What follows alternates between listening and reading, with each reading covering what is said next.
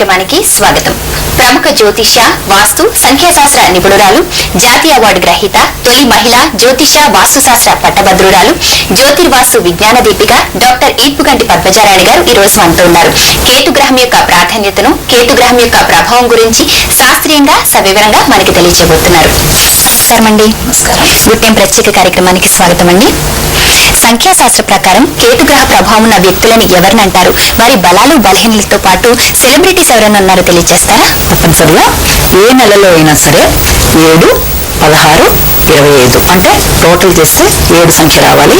వాళ్ళని 7 సంఖ్య వ్యక్తులుగా పరిగణిస్తాము. వాళ్ళ మీద కేతుగ్రహ ప్రభావం ఉందని చెప్పడం జరుగుతుంది. అయితే ప్రతి వ్యక్తికి బలాలు, బలహీనతల్లాగే ఈ కేతుగ్రహ ప్రభావం గల వ్యక్తులకి సంఖ్యాశాస్త్రం ప్రకారం వీళ్ళకుండే బలాలు, బలహీనతలు చూసినట్లయితే బలాల విషయంలో వీళ్ళు చాలా శాంతిగా, ప్రశాంతంగా ఉండడం, తర్వాత తపస్సు, ఏ విషయంలోనైనా సరే చాలా నిలకడగా నిలబడ్డము, ఇలాంటివన్నీ కూడా వీళ్ళ యొక్క ప్లస్ పాయింట్స్ గా మనం చెప్తాం. అలాగే వీళ్ళ యొక్క బలహీనతలు ఏంటంటే బిడియం ఎక్కువగా ఉంటుంది, చెప్పలు చెప్తాం, ఆశ వదులుకోలేరు. ఏదన్నా సాధించగలవా లేదా అన్న విషయంలో దాని మీద ఎప్పుడు ఆశ పడుతూనే ఉంటారు, అంటే వదులుకోలేనితనం అనేది. తర్వాత కొంత చికాకు అనేది చాలా ఎక్కువగా ఉంటుంది. ఇవి వీళ్ళ యొక్క ప్రత్యేకమైన లక్షణాలుగా, అంటే బలహీనతలుగా చెప్పొచ్చు.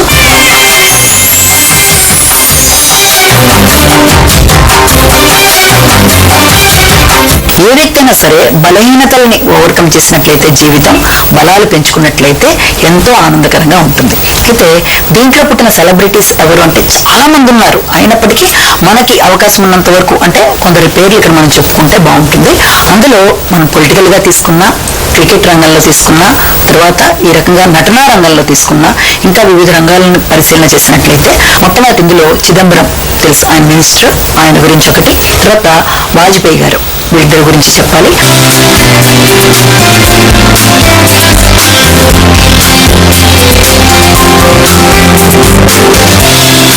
అలాగే క్రికెట్ రంగం తీసుకున్నట్లయితే ధోని గారు, అందరికీ తెలిసిన విషయం.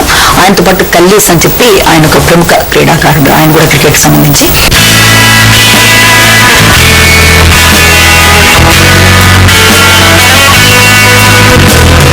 నటనా రంగం తీసుకుంటే ఇక మొట్టమొదటి మనం చెప్పుకున్నది కమల్ హాసన్ గురించి. ఆయన అందరికీ ప్రత్యేకమైన పరిచయం అక్కర్లేని ప్రముఖ వ్యక్తి. తర్వాత మమ్ముట్టి,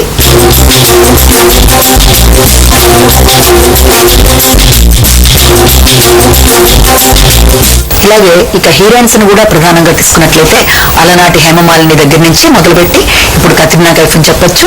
తర్వాత మనీషా కొయిరాలా,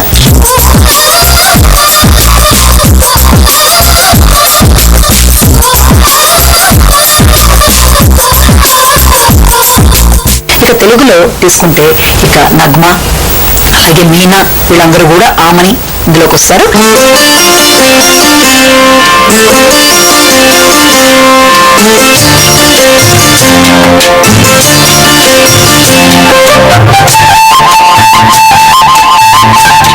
ఇక డైరెక్టర్స్ అని చెప్పుకున్నట్లయితే త్రివిక్రమ శ్రీనివాస్ అని చెప్పి ఆయన. ఇక వీళ్ళే కాకుండా అనేక మంది, అంటే విభిన్న రంగాల్లో ఉండేవాళ్ళు, నటనా రంగంలో ఉండేవాళ్ళు, ఇంకా అనేక మందిని మనం ఇందులో చెప్పుకోవడం జరుగుతుంది.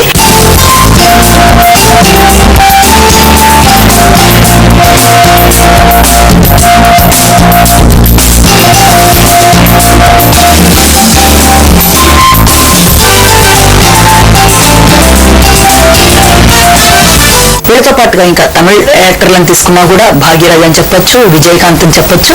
వీళ్ళందరూ కూడా చాలా చక్కటి ఉన్నతమైన చక్కటి నటన కనబరిచే వ్యక్తులుగా వీళ్ళని చెప్పుకోవడం జరుగుతుంది. కాబట్టి ఇంతమంది ప్రముఖ వ్యక్తులు, ఇంకా వెనక్కి వెళ్ళి ఇంకా పరిశీలన చేసినట్లయితే అందరినీ కడుపార నవ్వించి ఇప్పుడు లేకపోయిన వ్యక్తి చార్లీ చాప్లిన్, వీళ్ళందరూ. అలాగే ఇప్పుడున్న వాళ్ళల్లో మళ్ళీ ప్రధానంగా ఇంకా కొత్త యాక్టర్లు కాకపోయినా ఒకప్పటి యాక్టర్, ఇప్పుడు ఇంకా కొనసాగుతున్న యాక్టర్ గా జేడి చక్రవర్తిని చెప్పొచ్చు. ఇలా అనేక మంది విలక్షణ నటులు, విలక్షణమైన వ్యక్తుల్ని మనం ఇందులో చూడొచ్చు. కాబట్టి ఈ రకమైన సెలబ్రిటీస్ అందరూ కూడా ఈ రకమైన 7వ తరగతి కాంబినేషన్ లో పుట్టిన వాళ్ళే. ఇప్పుడు అందరికీ ప్రత్యేకంగా అభిమాన తారగా వెలుగొందుతున్న అనుష్క అనే తార అందరికీ ప్రత్యేక ఆకర్షణ. ఆవిడని కూడా ఒక ప్రముఖ వ్యక్తిగా మనం చెప్పుకోవచ్చు. పద్మజారాణి గారు, మరి జ్యోతిష్య శాస్త్రాన్ని అనుసరించి కేతుగ్రహ ప్రభావం ఉన్న వ్యక్తులు ఎవరు, వారి లక్షణాలు ఏ విధంగా ఉంటే తెలియజేస్తారా? తప్పనిసరిగా ఈ కేతు అనేది ఛాయాగ్రహం అయినా కూడా చాలా ప్రత్యేకమైన లక్షణాలు కలిగిన గ్రహంగా దీన్ని చెప్తాము. దీని గురించి అనేక వాటిల్లో అంటే యాజ్ఞవల్క్య స్మృతిలో కానీ, లేకపోతే అమరకోశంలో కానీ, తర్వాత అధర్వణ వేదం, అన్ని చోట్ల కూడా అధర్వణ జ్యోతిషం, వీటిల్లో దీనికి సంబంధించిన అనేక అంశాలను మనం చూస్తాం. యాక్చువల్గా ఏంటంటే కేతువు జ్యోతిష పరంగా ఎవరి జాతకంలో ఉన్న చరరాశుల్లో ఉన్నప్పుడు కానీ, అలాగే లగ్నంలో ఉన్నప్పుడు కానీ, 6వ ఇంట్లో ఉన్నప్పుడు కానీ, 12వ ఇంట్లో ఉన్నప్పుడు కానీ దాని యొక్క ప్రభావాన్ని చాలా ప్రత్యేకంగా వ్యక్తి మీద చూపించడం జరుగుతుంది. అంటే ఛాయాగ్రహం కదా, మిగిలిన గ్రహాలలాగా దీనికి ఏమైనా ప్రత్యేకత ఉందా అంటే అలా కాదు. దీని గురించి చెప్పేటప్పుడు శనివత్ రాహు, కుజవత్ కేతు అన్నట్టుగా కుజుడికి సంబంధించిన లక్షణాలను కూడా మనం ఈ రకమైన కేతువులో మనం గమనించడం జరుగుతుంది.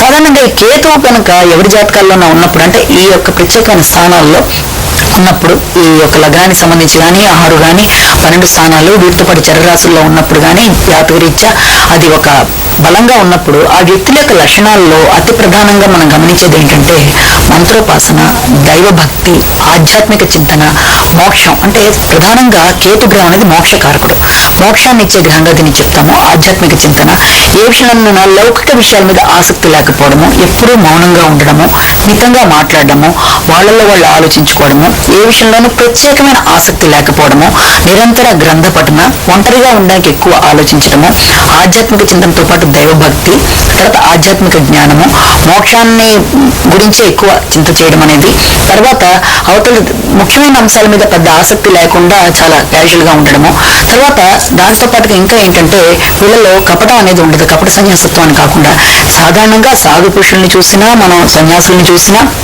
ఈ రకంగా యోగ పురుషుల్ని చూసినా, ఋషుల్ని చూసినా వీళ్ళందరికీ కూడా ఎక్కువ ఈ యొక్క ప్రభావం ఉంటుంది. కేతుగ్రహ ప్రభావం గల వ్యక్తుల్ని మనం చూస్తే అనేక సిద్ధ పురుషులు మనం అలనాటి నుంచి తీసుకున్నా కూడా ఆధ్యాత్మికతలో మన మోక్షం ఇవ్వడంలో ప్రధాన గ్రహంగా దీన్ని చెప్తామంటే ఈ యొక్క కేతుగ్రహ ప్రభావం కలిగిన వ్యక్తులు ఎంతసేపు కూడా వీళ్ళకి దేని మీద ప్రత్యేకమైన ఆసక్తి ఉండదు, ఏది కావాలని కోరుకోరు, కానీ దేని మీద అంటి ముట్టనట్లుగా ఉంటారు, నిరంతరం ఆలోచిస్తూ ఉంటారు, ఒక రకమైన ధ్యానంలో ఉంటారు, ఏకాంతంగా ఉండడానికి ఇష్టపడతారు, అనేకమైన పుస్తకాలు చదవడానికి ఇష్టపడతారు, ఇతరులతో కలవడం కన్నా ఇతరులతో కలిసినప్పుడు కూడా మౌనంగా ఉండి ఎక్కువ వాళ్ళ యొక్క కన్వర్టేషన్ దాంట్లో చూపించడానికి ఇష్టపడతారు.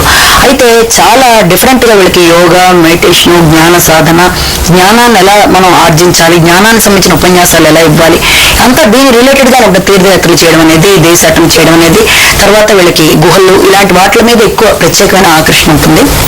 మామూలు మనుషుల కన్నా కూడా చాలా విచిత్రమైన ధోరణిలో వీళ్ళు మనుషులు మన మధ్యన కూడా ఏదో ఆలోచిస్తున్నట్టుగా ఉంటారు. ఎంతసేపు కూడా వీళ్ళు మైండ్ మన యొక్క థింకింగ్ కి అందనట్టుగా ఉంటుంది.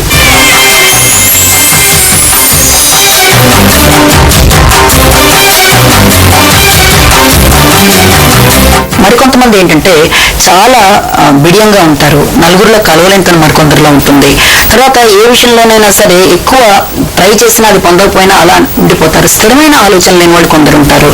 ఏది ప్రయత్నించినా కూడా దాంట్లో ఏదైనా ఇబ్బందులు పడ్డా కూడా అయినా దాని గురించి ట్రై చేసేవాళ్ళు మరికొంతమంది ఉంటారు.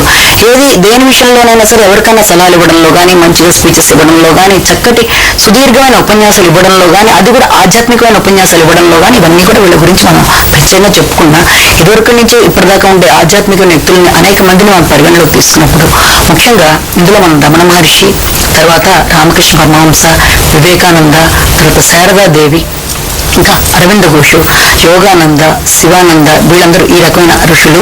వీళ్ళ యొక్క కార్యక్రమాలతో పాటుగా ఇంకా చాలా మంది వీళ్ళందరూ ఆధ్యాత్మికంగా ఒక స్థాయికి వెళ్ళిన చంద్రశేఖర సరస్వతి కానీ వీళ్ళందరి యొక్క జాతకాల్లో కూడా జాతక పరంగా మనం విశ్లేషించుకున్నప్పుడు ఈ కేతు యొక్క ప్రభావం చాలా అధికంగా ఉంటుంది.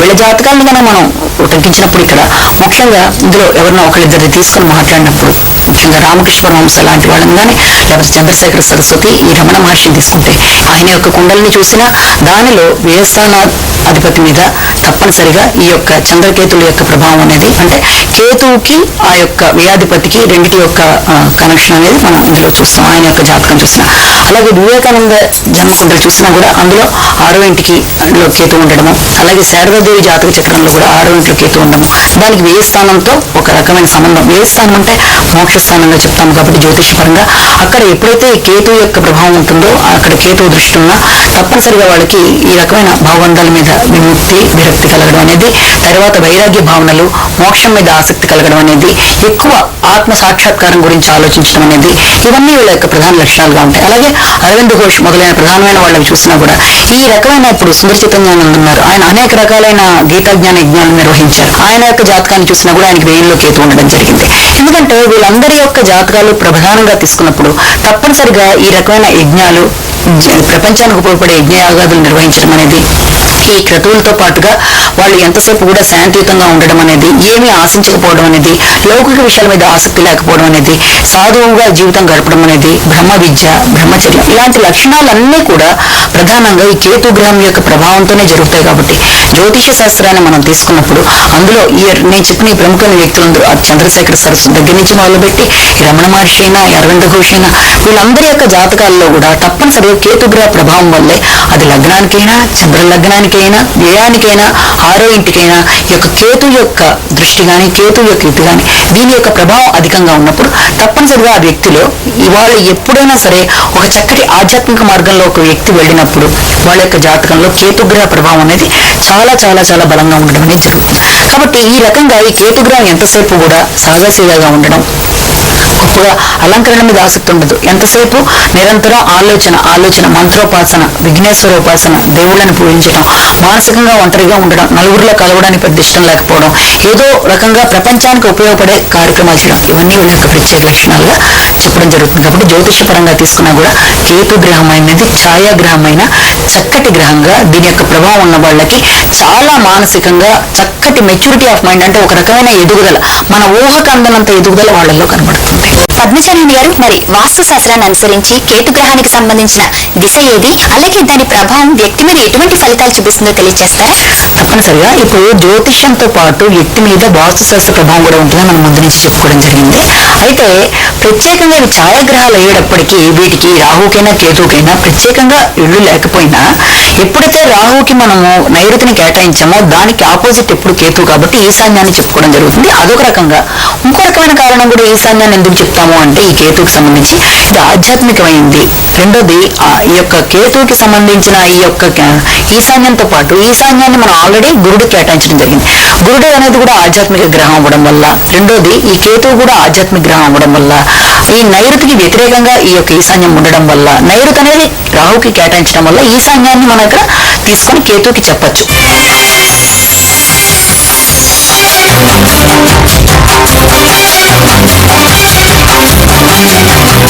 అయితే ఎవరి జాతకంలోనైనా సరే జాతక పరంగా తీసుకున్నప్పుడు వాస్తుపరంగా కూడా ఈశాన్యం పడిన వ్యక్తులకి, పడడము అంటే జాతక పరంగా తీసుకున్నప్పుడు, వాస్తుపరంగా తీసుకున్నప్పుడు ఎవరికైతే ఈశాన్యం ఫేవరబుల్ గా ఉంటుందో ఆ వ్యక్తులకి అన్ని విధాల అభివృద్ధి అనేది ఉంటుంది. అంటే ఏ రకమైన అభివృద్ధి ఇది ఇచ్చేది? అభివృద్ధి అనే దాంట్లో సంతానానికి సంబంధించి, విద్యకి సంబంధించి, ఆర్థిక పరమైన అంశాలకు సంబంధించి అన్ని విషయాల్లో, వివాహ, విద్య, వాటికి సంబంధించిన అభివృద్ధి అనేది తప్పనిసరిగా ఉంటుంది. ఇప్పుడు ఈ రకమైన ఈశాన్యం బాగున్నప్పుడు, ఈశాన్యం బాగుండనప్పుడు ఇదే విషయాల్లో అవరోధం అనేది ఏర్పడుతుంది. అంటే ఈశాన్యం బాగుండడము అంటే ఏంటంటే ఎవరి గృహమైనా సరే పర్ఫెక్ట్ స్క్వేర్ ఆర్ రెక్టాంగిల్ గా ఉండి ఈశాన్యంలో తెగకుండా అది కూడా చక్కగా నీట్ గా ఉండి చతురస్రాకారంగా కానీ దీర్ఘ చతురస్రాకారంగా కానీ ఉన్నప్పుడు ఈశాన్యం పర్ఫెక్ట్ గా ఉంది అంటారు. అంటే చాలా మంది ఏం చేస్తారంటే ఈశాన్యాన్ని కానిచ్చి దేవుణ్ణి పెట్టమన్నారు కదా, దేవుడికి సంబంధించిన స్థానం కదా అని చెప్పి పెద్ద పెద్ద గోడలు కట్టడం అనేది, అక్కడ పెద్ద పెద్ద బరువులు పెట్టడం అనేది, అక్కడే ఆ స్థానంలోనే గేట్లు పెట్టేసి అక్కడి నుంచి బరువులుగా వ్యక్తులు నడవడం అనేది ఇవన్నీ జరుగుతుంటాయి. నడిచినప్పుడు ఆ స్థానం కొంత ఇబ్బంది పెట్టిన వాళ్ళు అవుతాం. కాబట్టి ఈవెన్ ఇంట్లో కూడా ఎప్పుడు కూడా ఈశాన్య స్థానంలో మనం ఏ రకమైన చీపులు లాంటివి పెట్టకుండా, బరువులు పెట్టకుండా, అడ్డంకులు పెట్టకుండా చక్కగా ఇల్లు స్క్వేర్ ఆర్ రెక్టాంగిల్ గా ఉంటూ ఈశాన్యంలో పెద్ద పెద్ద కట్టడాలు కట్టకుండా, ఒకవేళ దేవుణ్ణి పెట్టవలసి వచ్చినా కూడా పల్చటి దేవున్న గోడకి ఒక అడుగు వదిలేసి దాని మీద దేవుణ్ణి మనం పెట్టుకున్నట్లయితే చాలా బాగుంటుంది. అక్కడ నీటి స్థానంగా కూడా చెప్తాను. కాబట్టి అంటే ఈశాన్యం ఇబ్బంది అంటే ఏంటంటే ఈ రకంగా ఏదైనా దోషంగా, అంటే ఈశాన్యం కట్ అయిపోవడం కానీ, ఈశాన్యంలో క్రాస్ రావడం కానీ, పక్కింటి వాళ్ళతో కలిపి మనకి ఏదైనా కామన్ వాళ్ళు రావడం కానీ, ఈశాన్యం కప్పబడిపోవడం కానీ, లేకపోతే ఏదైనా బీసీలు రావడం కానీ, ఏదైనా దేవాలయాల యొక్క నీడపడ్డం, ఇవన్నీ కూడా ఈశాన్యపరమైన ఇబ్బందులు. అది ఉండడం ఒకటి. రెండోది మనకు కూడా పడాలి. ఆ ఈశాన్యంలో మనం ఇల్లు కట్టుకున్నప్పుడు అది మనకి సక్రమంగా లేనప్పుడు, చాలా మంది రోజుల్లో ప్రతి వాళ్ళు కూడా ఈశాన్యం రిలేటెడ్ గానే ముఖద్వారం పెట్టి కట్టేస్తున్నారు. ఇదివరకు ఇల్లు కూడా కూల్చేసి మరి ఈశాన్య ముఖద్వారం పెట్టేసుకుని ఇల్లు కట్టడం అనేది చాలా కామన్ పాయింట్ అయిపోయింది.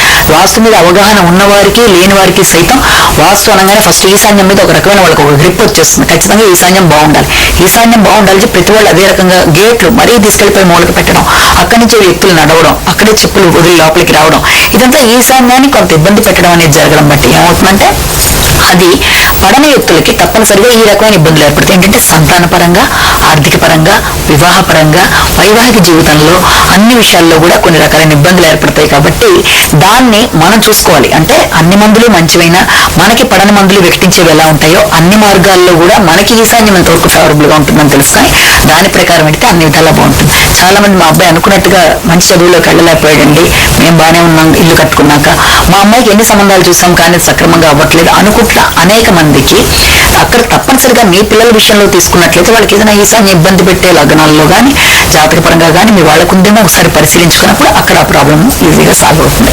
కాబట్టి ఈ రకమైన అంశాన్ని కూడా పరిగణలోకి తీసుకోవాలి. పడని వ్యక్తులకి ఏ రకమైన ఇబ్బందులు ఉంటాయి, పడిన వాళ్ళకి ఉంటాయి. కాబట్టి దాని పరంగా మనం పెడితే జీవితం చాలా ఆనందదాయకంగా ఉంటుంది. పద్మచారాణి గారు, మరి కేతు గ్రహం యొక్క ఆహార పదార్థాలతో పాటు కారకత్వాల గురించి తెలియజేస్తారా? తప్పనిసరిగా సాధారణంగా ప్రతి గ్రహానికి కారకత్వాలు, ఆహార పదార్థాలను ఉంటాయి. ఈ కేతుకు సంబంధించిన కారకత్వాల్లో ప్రధానంగా మనం ఇందాక చెప్పుకున్నట్టుగా వీళ్ళు ఎంతసేపు దైవభక్తి, ఆధ్యాత్మికత ఇవన్నీ కేతు కారకత్వాల్లోకి వస్తాయి. దాంతోపాటు పిల్లి కన్నుగా ఏం చెప్పుకుంటుంది కేతుకు సంబంధించిన రత్నంగా చెప్తాం.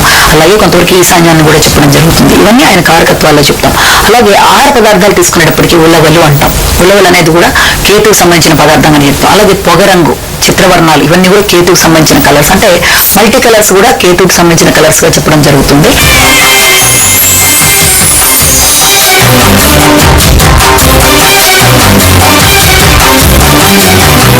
అలాగే దాంతో పాటుగా ఇంకా కేతు సంబంధించిన కారకత్వాల్లో చాలా మంది మంత్రోపాసన, వినాయకుడిని పూజించడం అనేది, వినాయకుడు ప్రత్యేకంగా వీళ్ళకి మనం చెప్పడం జరుగుతుంది. వినాయకోపాసన చేసేవాళ్ళు కొంతమంది ఉంటారు. అలాగే వినాయకుడితో పాటుగా పార్వతీదేవిని పూజించే వాళ్ళు కూడా చాలా మంది ఉంటారు. ఎక్కువ మంది మంత్రోచ్చారణ, మంత్రోపదేశాలు, వేదాంతము, ఆధ్యాత్మికత, మోక్షము, తర్వాత సన్యాసము, సాధు మార్గము ఇవన్నీ ఏంటంటే చాలా విచిత్రమైన విషయాల మీద ఆసక్తి ఉండడం అనేది, దేని మీద ఆసక్తి, లౌకిక విషయాల మీద ఆసక్తి లేకపోవడం అనేది, నిరంతరం ఒంటరిగా ఉండడం, మౌనంగా ఉండడం. చాలా మందిని చూస్తే మౌనంగా ఉన్నట్టుగా కనబడతారు, వాళ్ళలో వాళ్ళు ఆలోచించుకుంటున్నట్టు ఉంటారు. ఇదంతా కూడా కేతు గ్రహానికి సంబంధించిన కారకత్వాల్లోకి వస్తుంది. ఇవన్నీ ఉన్న వాళ్ళు ఎంతసేపు కూడా ఈ రకంగా నిరంతరం ఆలోచన దాంట్లో ఉండడం అనేది కూడా చెప్పడం జరుగుతుంది. కాబట్టి ఈ రకంగా కేతుకు సంబంధించిన అనేక రకాలైన కారకత్వాల్లో మనం కొన్ని చెప్పుకుంటాం అన్నమాట. పద్మచారాణి గారు, మరి కేతు గ్రహానికి సంబంధించిన అనారోగ్యాలు ఏమన్నా ఉన్నాయా? పఠించవలసిన శ్లోకాలు, మంత్రాలు ఉంటే తెలియజేస్తారా? తప్పనిసరిగా ఇది చాలా చాలా ముఖ్యం. ఎందుకంటే కేతు గ్రహం చాలా విచిత్రమైన ప్లానెట్ అని చెప్పుకున్నాం. ఛాయాగ్రహం అయినప్పటికీ కూడా దీని యొక్క ప్రభావం వ్యక్తి మీద ఇది ఇండివిజువల్ గా ఇచ్చే అనారోగ్యాలు కొన్ని ఉంటాయి, మిగిలిన గ్రహాలతో కలిసినప్పుడు కూడా చాలా ప్రబలంగా ఇచ్చే అనారోగ్యాలు ఉంటాయి. ఇంకొక విషయం ఏంటంటే ఇక్కడ కేతువుని మనం కుజవత్ కేతు అని చెప్పుకోవడం జరుగుతుంది. అంటే కుజుడి యొక్క లక్షణాలు కానీ, కుజుడి యొక్క అనారోగ్యాల్లో కానీ, కుజుడికి సంబంధించిన విషయాల్లో కానీ అనేక అంశాల్లో కేతువు కూడా మనం ప్రభావితం చేస్తుంది. కాబట్టి కేతువుకి సంబంధించిన అనారోగ్యాలు తీసుకున్నప్పుడు ప్రధానంగా మనం పుళ్ళు అంటే కురుపులు కానీ, దురదలు కానీ, అలాగే రక్తానికి సంబంధించిన అనారోగ్యాలు కానీ, రక్తానికి జ్వరాలు కానీ, ఆ జ్వరాల్లో కూడా ఇబ్బందులు అంటే ఏ రకమైన నొప్పులు లాంటివి, అంటే ఒంటి నొప్పులు కానీ, కడుపు నొప్పి కానీ, ఇవన్నీ కూడా కేతుకు సంబంధించిన అనారోగ్యాలు యుక్తం. కొన్ని ఏంటంటే అంతుపట్టని వ్యాధులు, అంటే డాక్టర్ దగ్గరికి వెళ్ళినా కూడా డాక్టర్ యొక్క డయాగ్నోసిస్ కూడా కొన్ని సందర్భాల్లో అందం అనమాట. అంటే విచిత్రమైన వ్యాధులు, వాటికి మామూలుగా ఇచ్చే రెమెడీస్ సరిపోకుండా, రెమెడీస్ ఇన్ ద సెన్స్ ఏంటంటే డాక్టర్కి కూడా అంతుపట్టకుండా మళ్ళీ రిపీటెడ్ గా టెస్ట్ చేయవలసిన పరిస్థితులు రావడం అనేది, తర్వాత అంటే తనకి అనారోగ్యం అనే దాని గురించి ఎక్కువ చింతపడడం అనేది, తర్వాత డిప్రెషన్ ప్రధానంగా, అలాగే కిడ్నీస్ సంబంధించి కిడ్నీస్ ఫంక్షనింగ్ సరిగ్గా లేకపోవడం మెయిన్ గా కూడా, ఇవన్నీ కూడా కేతుకు సంబంధించిన అనారోగ్యాలుగా మనం చెప్పడం జరుగుతుంది.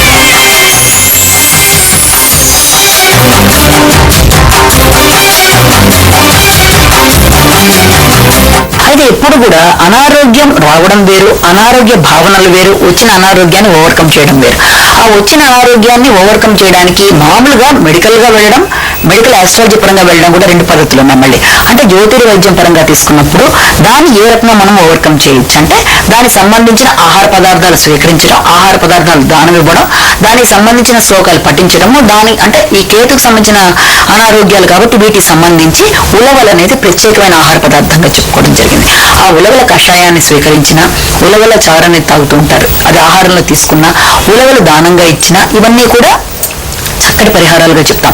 వీటితో పాటుగా ఇంకొక ప్రధానమైన విషయం ఏంటంటే వినాయకుడికి ప్రత్యేకంగా పూజ చేయడం. ఎందుకంటే ఎవరికైతే కేతుకు సంబంధించిన ఇబ్బందులు అధికంగా ఉంటాయో, అది కేతు దశల్లో కానీ జ్యోతిష పరంగా తీసుకున్నా కూడా కేతు కొన్ని స్థానాల్లో వీక్గా ఉన్నప్పుడు, అది అష్టకవర్గ రీత్యా బిందువుల విషయంలో తీసుకున్నా, లేకపోతే అనారోగ్య స్థానాల్లో కేతు యొక్క ఇబ్బందులు అధికంగా ఉన్నా తప్పనిసరిగా వ్యక్తులు ఈ రకంగా గణపతికి సంబంధించిన పూజలు చేయడం అనేది చాలా అంటే దూర్వాగ్మ పూజ చేయడం అనేది, తర్వాత సంకష్టాల చతుర్థి చేయడం అనేది, తర్వాత వినాయకుడికి సంబంధించిన కవచాలు పఠించడం అనేది, తర్వాత అంగ పూజ అంటే మనకి శరీరంలో ఏ ఒక్క అంగానికి ఇబ్బంది కలిగిందో దానికి సంబంధించి మనం కవచంలో పఠించడం రిపీటెడ్ గా చేయడం అనేది. అదే రకంగా క్లీన్ అప్సాంతి గోవింద అనే దాన్ని అంటే అనారోగ్యం వచ్చినప్పుడు అనారోగ్యం వచ్చిన దాన్ని ఓవర్కమ్ చేయడానికి ఈ రకమైన అంశాలను మనం చేసినట్లయితే తప్పనిసరిగా అంటే అంగ పూజ చేయడం అంటే ఏ అంగానికి ఇబ్బంది దానికి అంటే తల అయితే తలకు సంబంధించి, లేకపోతే ముక్కు అయితే అంటే ఎక్కడ ఇబ్బందో దానికి సంబంధించి వినాయకుని యొక్క కవచంలో అది రక్షతి విఘ్నేశ అని చెప్పి అంటే తలకి సంబంధించి శిరోరక్షతి విఘ్నేశ అంటే ఏ భాగానికి మనం ఇబ్బంది పడుతున్నామో ఆ విషయాన్ని అదే పనిగా మనం పఠించడం వల్ల కూడా తప్పనిసరిగా ఇబ్బందిని మనం ఓవర్కమ్ చేయొచ్చు. అలాగే వినాయకుడిని నిరంతరం ఇది కొంతమంది ఏం చేస్తారంటే ఎండు ఖర్జూరాలు అక్కడ దానాలు ఇవ్వడం అనేది కొంతమంది చేస్తుంటారు. అది 11 కానీ 7 కానీ దానం ఇవ్వడం అనేది, అట్లా అటుకులు దానం ఇవ్వడం అనేది, ఇవన్నీ కూడా వినాయకుడికి సంబంధించిన పూజలు చేసుకోవడం. అలాగే ఎవరైతే నిర్విఘ్నంగా ఇలాంటివన్నీ చేస్తారో వచ్చిన అనారోగ్యాలని ఓవర్కమ్ చేయొచ్చు, రాబోయే అనారోగ్యాలని ఆపుకోవచ్చు, అసలు అనారోగ్య భావనలు లేకుండా కూడా మనశ్శాంతిగా బతకచ్చు.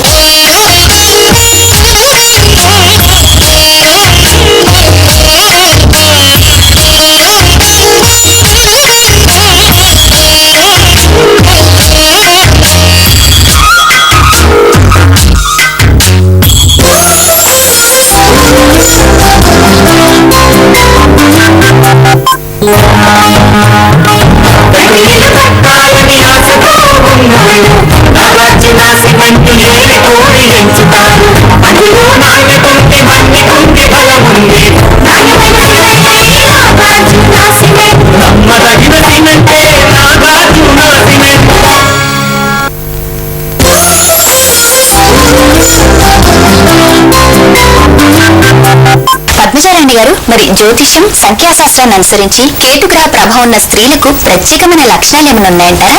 తప్పనిసరిగా ఉంటాయి.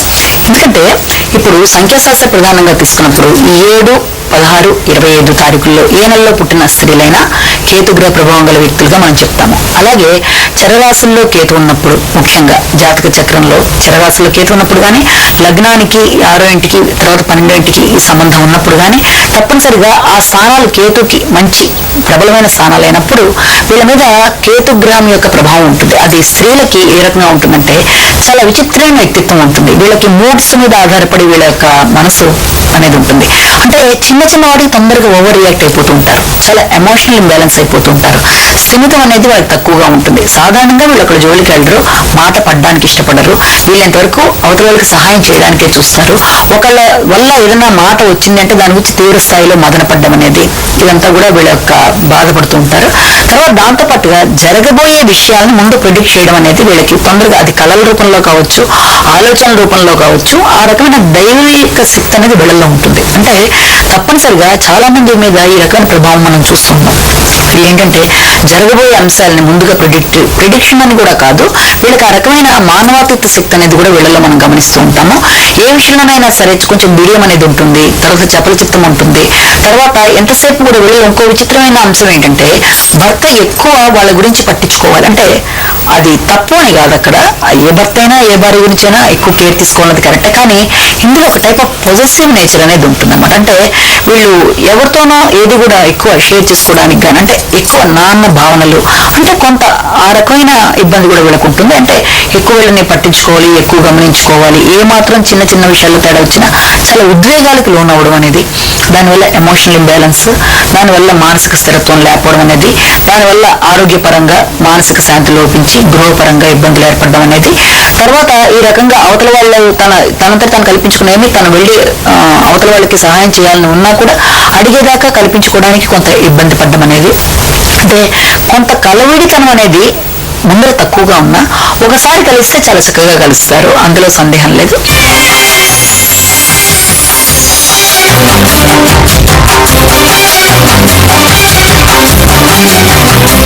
మోడ్స్ అనేది ఎలా ఉంటుందో వీళ్ళకి, అలాగే దైవభక్తి అనమాట. ఎక్కువ దైవభక్తి, నిరంతర చింతన, ఇలాంటి విషయాల మీద ఆసక్తి, మతపరమైన విషయాల మీద ఆసక్తి, దేవుడు, భక్తి, ఆధ్యాత్మికత, వాటికి సంబంధించిన పుస్తకాలు పఠించడం అనేది, కొత్త విషయాలు తెలుసుకోవాల్సిన ఉత్సాహము, ఇవన్నీ కూడా వీళ్ళలో మనం ప్రత్యేకంగా చూస్తాం. కాబట్టి ఈ రకమైన లక్షణాలన్నీ ఈ కేతుగ్రహ ప్రభావం గల వ్యక్తుల్లో మనం ముఖ్యంగా స్త్రీలలో మనం చూడడం జరుగుతుంది. అయితే ఎవరి జాతకంలోనైనా ఎవరైనా సరే కేతుగ్రహ ప్రభావాన్ని, కేతుగ్రహ అనుగ్రహాన్ని పొందడానికి వాళ్ళు కొన్ని చర్యలు చేసినట్లయితే కేతుగ్రహం యొక్క అనుగ్రహాన్ని పొందొచ్చు. ఏ రకంగా చేసి ప్రతి వ్యక్తి జాతకంలోనూ కేతు బలంగా ఉన్నా లేకపోయినా, ప్రతి వ్యక్తికి జాతకం తెలిసినా తెలియకపోయినా, వాళ్ళ సంఖ్యాశాస్త్ర ప్రకారం వాళ్ళకి చాలా మంది డేట్ ఆఫ్ బర్త్ తెలియదు మాకంటారు, లేకపోతే కొంతమంది జాతక పరంగా సమయం, మాకు పుట్టిన సమయం తెలియదు అంటారు.